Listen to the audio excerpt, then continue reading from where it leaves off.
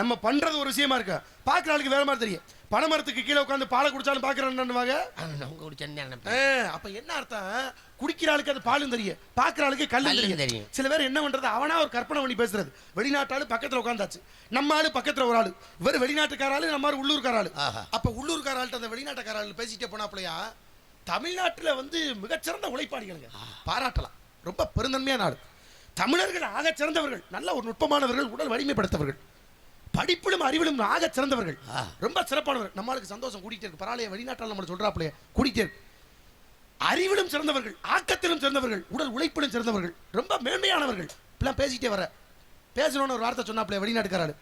இவ்வளவு சிறப்பானவர்கள் ஒரு முட்டாள்தனம் மட்டும் பண்றீங்களே, ஏன் அப்படி பண்றீங்க, என்ன ஆவன்னா, அவ்வளவு பெரிய கல்ல துணியை வச்சு ஏயா உடைச்சுக்கிட்டு இருக்கேன்னு இவன் துவச்சுக்கிட்டு இருந்திருக்கான், துணியை வச்சு உடைச்சுக்கிட்டு. அப்ப என்ன நினைக்கிறீங்க, இவன் துவச்சுக்கிட்டு இருந்ததை பார்த்துட்டாவே இவ்வளவு பெரிய கல்ல துணியை வச்சு உடைப்பாங்களோ அப்படி நினைச்சுக்கிட்டு இருக்காங்க.